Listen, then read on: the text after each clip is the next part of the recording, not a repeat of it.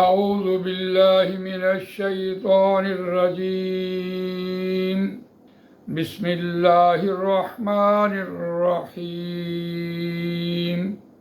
ربنا لا تزغ قلوبنا بعد إذ هديتنا وهب لنا من لدنك رحمة إنك أنت الوهاب ربنا إنك جامع الناس ليوم لا ريب فيه إن الله لا يخلف الميعاد آمنت بالله صدق الله العظيم رب اشرح لي صدري ويسر لي أمري واحلل عقدة من لساني يفقهوا قولي اللهم أرنا الحق حقا وارزقنا اتباعه وَأَرِنَا الْبَاطِلَ بَاطِلًا وَارْزُقْنَا اجْتِنَابَهُ آمین یا رب العالمین۔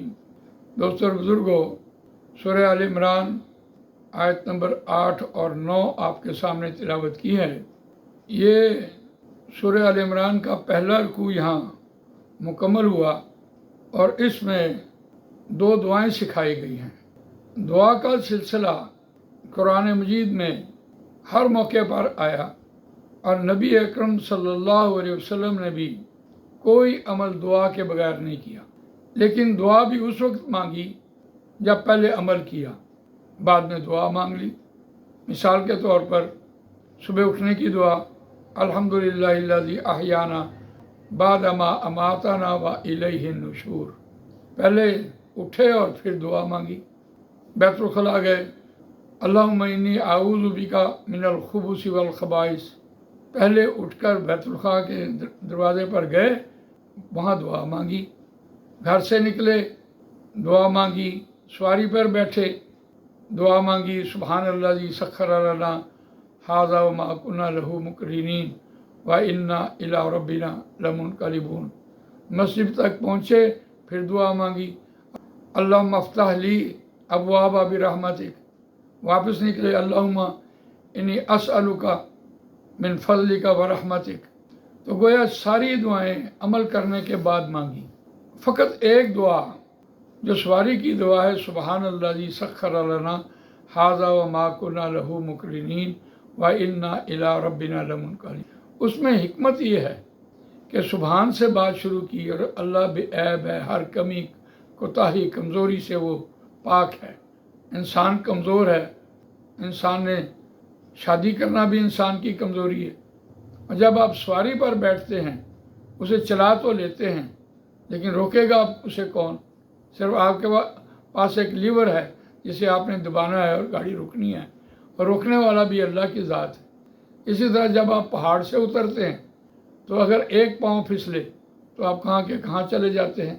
تو اس لیے سواری کی دعا کے لیے سبحان الذی سخر لنا سے بات شروع کی گئی، لیکن باقی تمام دعائیں جو ہیں وہ اللہم یا ربنا سے شروع۔ بنی اسرائیل نے بھی دعاؤں کا سلسلہ جاری ساری رکھا، لیکن وہ جو دعائیں مانگتے تھے وہ دھرے ہاتھ بیٹھ کے مانگتے تھے، عمل نہیں کرتے تھے اور دعا مانگتے تھے۔ نبی اکرم صلی اللہ علیہ وسلم کا عمل اور یہود کا عمل دعا کے سلسلے میں بھی بالکل علیحدہ ہے۔ انہوں نے حضرت موسیٰ علیہ السلام سے جو دعا مانگی، قالوا ادع لنا ربک یبین لنا ما ہی، قالوا ادع لنا ربک یبین لنا ما لونھا، قالوا ادع لنا ربک یبین لنا ما ہی ان البقرۃ تشابہ علینا وإنا ان شاء اللہ لمہتدون۔ تو دعائیں مانگ مانگ کر انہوں نے اپنی زندگیاں جیرن کر لی۔ لیکن امت مسلمہ کو جو بات سکھائی گئی، ہم نے دیکھا کہ حج کے موقع پر جو دعا مانگی گئی، وَمِنْهُمْ مَنْ يَقُولُ رَبَّنَا آتِنَا فِي الدُّنْيَا حَسَنَةً وَفِي الْآخِرَةِ حَسَنَةً وَقِنَا عَذَابَ النَّارِ، یہ حج کے موقع پر دعا سکھائی۔ اسی طرح جیسے جیسے عمل ہوا ویسے ویسے دعا مانگی۔ حضرت طالوت علیہ السلام کا جب لشکر نکلا، وَلَمَّا بَرَزُوا لِجَالُوتَ وَجُنُودِهِ، آمنا سامنا ہوا جالوت اور اس کے لشکروں کے، تو دعا مانگی گئی، قالوا ربنا افرغ علینا صبرا وثبت اقدامنا وانصرنا علی القوم الکافرین۔ ساتھ دعا مانگی گئی۔ دعا کے بغیر کوئی بھی عمل جو ہے وہ پایا تکمیل تک نہیں پہنچتا۔ اسی طرح ایک اور دعا ہمیں سکھائی گئی، ربنا لا تؤاخذنا ان نسینا او اخطأنا ربنا ولا تحمل علينا إصرا كما حملته على الذين من قبلنا ربنا ولا تحملنا ما لا طاقة لنا به واعف عنا واغفر لنا وارحمنا انت مولانا فانصرنا علی القوم الکافرین۔ یہود دعائیں مانگتے رہے اور امت مسلمہ کو جو طریقہ سکھایا، پہلے عمل کرو پھر دعا، دعا کے بغیر کوئی بھی کام آپ کا آسان نہیں ہو سکتا۔ تو اس موقع پر جو آج کا ہمارا مضمون ہے، اس میں ہم نے دیکھا کہ کوئی شخص قرآن مجید پڑھے، سمجھے، اس پر عمل کرے، اس کو دوسروں تک پہنچائے اور حق اور باطل کی تمیز پہچان لے، یعنی قرآن مجید کے پڑھنے، سمجھنے اور اس پر عمل کرنے، اس کو دوسروں تک پہنچانے کے بعد جب وہ حق اور باطل کی تمیز پر پہنچ جاتا ہے، اس کو پہچان لیتا ہے، حق اور باطل کو پہچان لیتا ہے، تو پھر یہ ساتھ دعا مانگتا ہے، ربنا لا تزغ قلوبنا بعد اذ ہدیتنا وہب لنا من لدنک رحمہ۔ اور حق اور باطل کی تمیز بھی اس درجے تک کہ قرآن مجید سے اسے اس بات کا پتہ چل گیا اور اس آیت سے هو الذی انزل علیک الکتاب منہ آیات محکمات ہن ام الکتاب واخر متشابہات، متشابہات کا بھی پتہ لگ گیا اور محکمات کا پتہ بھی لگ گیا، پھر اسے تمیز کر لی کہ حق یہ ہے اور باطل یہ ہے۔ اب اسے دعا مانگی، ربنا لا تزغ قلوبنا بعد اذ ہدیتنا وہب لنا من لدنک رحمہ۔ اے ہمارے پروردگار، نہ ٹیڑھا کیجیو ہمارے دلوں کو اس کے بعد کہ جب تو نے ہمیں ہدایت دے دی، اور عطا کر واسطے ہمارے اپنے پاس سے رحمت، مہربانی، انکا انت الوہاب، بے شک تو ہی عطا کرنے والا ہے۔ اب اس دعا سے ایک بات سامنے آتی ہے کہ ہم جو بغیر عمل کیے دعائیں مانگ رہے ہوتے ہیں اور ہم یہ سمجھتے ہیں کہ اللہ تعالیٰ ہمارا والی ہے، اللہ تعالیٰ ہمارا کارساز ہے، ہم دعا تو کر رہے ہیں لیکن عمل نہیں ہم کرنا چاہتے، تو اس بات کی نفی کی گئی ہے۔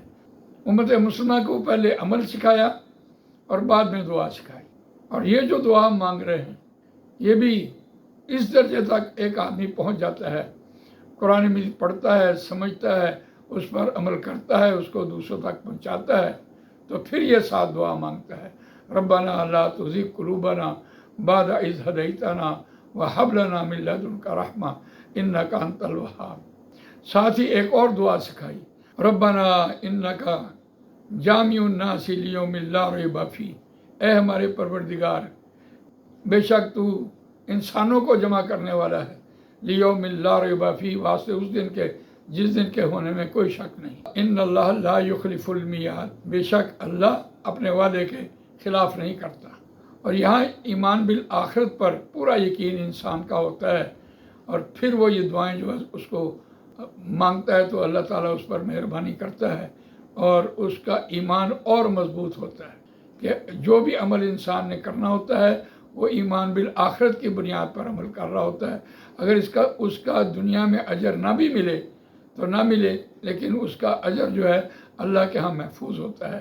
اس لیے ان دونوں دعاؤں کا ربط آپس میں یہ ہے کہ جو آپ نے دعا مانگی اگر وہ اس دنیا میں پوری ہوئی تب بھی، اور اگر وہ پوری نہ بھی ہوئی تو تب بھی، لیکن آخرت میں اللہ تعالیٰ اس دعا کا پورا بدلہ دیں گے۔